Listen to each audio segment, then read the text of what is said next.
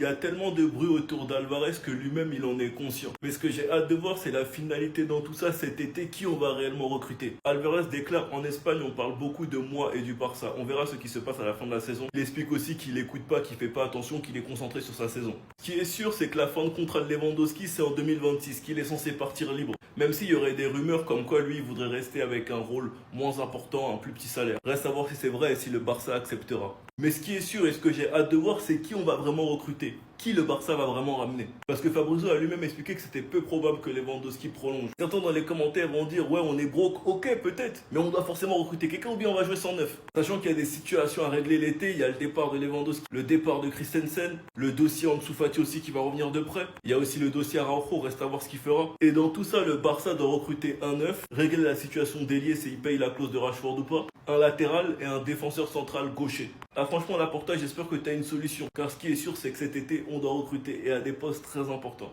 Sinon vous les gars, vous en pensez quoi? Ramenez-vous sur sa personne sans nuit. Julian Alvarez a fait le plus grand appel de phare de l'histoire du football.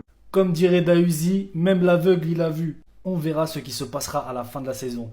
Julian Alvarez sur les rumeurs de transfert. Écoutez, ça ne me dérange pas, j'essaie de ne pas trop y prêter attention, mais je sais qu'il y a des rumeurs. Jusque-là, tu dis ça va, bon, discours du footballeur basique.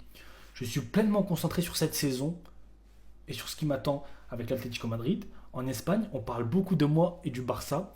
On verra ce qui se passera à la fin de la saison. C'est une dinguerie monumentale. Si je suis fan de l'Atlético Madrid, je lui envoie des messages, je lui dis casse-toi de mon club. Mais vu que je suis fan du Barça, je dis c'est bien envoyé, t'as bien répondu, pragmatique, tout ce qu'il faut. Julian Alvarez, c'est quoi cette déclaration de fou malade? Là, je vous le dis, les gars, c'est simple. Si on n'a pas Julian Alvarez la saison prochaine, il faut. Ah, j'ai dit une phrase de fou. Mais Laporta, c'est plus possible. Et aucun membre de la direction du FC Barcelone ne doit rester.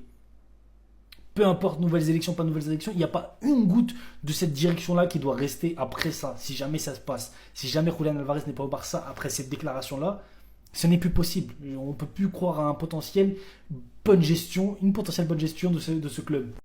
Julian Alvarez a parlé et a dit que les rumeurs, ça ne le dérange pas, qu'il essaie de pas trop y prêter attention. En Espagne, ça parle beaucoup de lui.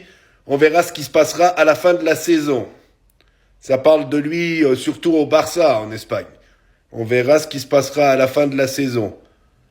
Le Barça a pas beaucoup d'argent et le fair play financier, c'est souvent le bordel. Et le Barça n'est toujours pas au 1 pour 1. Donc, je vois pas comment le Barça pourrait acheter Alvarez. À voir, avec un départ de Lewandowski, son salaire en moins, à voir. Qu'est-ce que vous en pensez? Pensez-vous que Alvarez pourrait venir au Barça?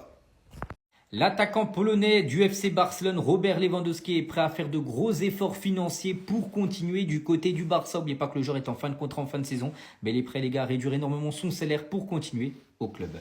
Concernant le prochain match du FC Barcelone, c'est demain 18h30 à domicile au Camp Nou contre Osasuna.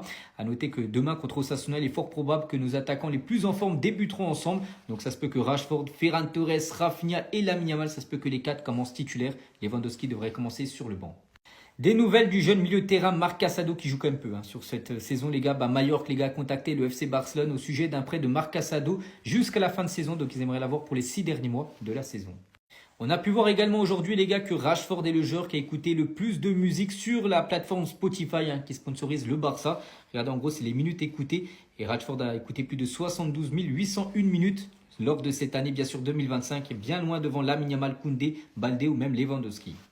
Et on finit aujourd'hui avec les prolongations de contrat. Donc le dernier en date, c'est Eric Garcia qui est en fin de contrat, en fin de saison. Il a prolongé jusqu'en 2031. Donc voici en gros la durée des contrats actuellement des joueurs du FC Barcelone.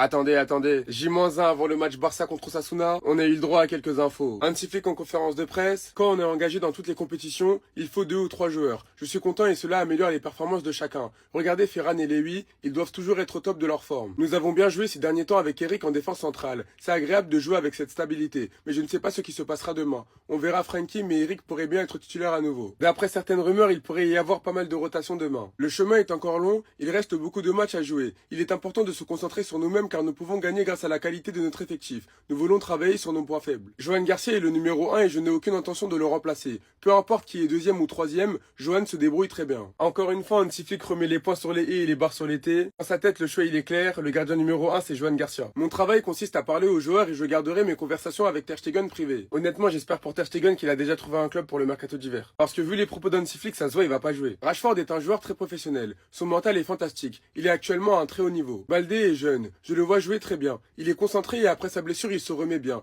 Il a beaucoup de potentiel. Il peut jouer pour l'Espagne, mais il doit le prouver. Au passage, dans quelques mois, il y aura la Coupe du Monde. Et j'espère pour Baldé qu'il fera une grosse deuxième partie de saison s'il a envie d'y aller. Car avec l'Espagne, on va pas se mentir, mais il a quand même de gros concurrents directs. Et pour finir, on parle beaucoup de l'injustice dans le football, mais je ne veux pas parler du Real Madrid. Nous sommes au Barça et nous devons nous concentrer sur notre propre jeu. Bref, en tout cas, rendez-vous demain pour le match qui sera à 18h30. Et s'il vous plaît, le Barça, pas le droit à l'erreur. La conférence d'avant-match de Hansi Flick, demain c'est que la victoire, on doit faire que des victoires en décembre. Comme ça on va tranquillement fêter le nouvel an. En plus de ça, à tout moment Madrid ils font un faux pas contre Alaves et Xabi Alonso se fait virer. Bellec. Attendez, bougez pas, je vous explique. Il commence en disant que Baldé est jeune, je le vois jouer très bien. Il est concentré et après sa blessure, il se remet bien. Il a beaucoup de potentiel, il peut jouer pour l'Espagne mais il doit le prouver. Cucurella, Grimaldo, Carreras, franchement il doit faire plus. Avoir un joueur comme Eric Garcia qui peut jouer à différents postes, c'est une très bonne chose, surtout pour moi. Maintenant, il nous apporte beaucoup de stabilité au milieu de terrain. Parce que De Jong a eu des petits pépins, il était malade, donc il doit reprendre du rythme avant de reprendre sa place de titulaire. Il explique en gros qu'Eric a bien joué à tous les postes, latéral droit, défenseur central et milieu. Et qu'au milieu, il ramène de la stabilité. Et qu'il pourrait même être titulaire demain, si Francky n'est pas prêt sûrement. Il explique ensuite qu'il est content de voir Koubarsi et Gérard Martin en défense, ainsi que Eric au milieu de terrain. Garcia est numéro 1, je n'ai aucune intention de le remplacer. Peu importe qui est deuxième ou troisième, Garcia se débrouille très bien. Les oreilles de Ter Stegen, elles doivent siffler les gars. Mon travail consiste à parler aux joueurs et je garderai mes conversations avec Ter Stegen privé. Et pour la fin, Rashford est un joueur professionnel, son mental est fantastique, il est actuellement à un très haut niveau. Demain, c'est notre dernier match de Liga avant 2026. Osasuna, on doit leur mettre un score. Sinon, vous les gars, vous en pensez quoi? Ramenez-vous sur ta façon, s'ennuie.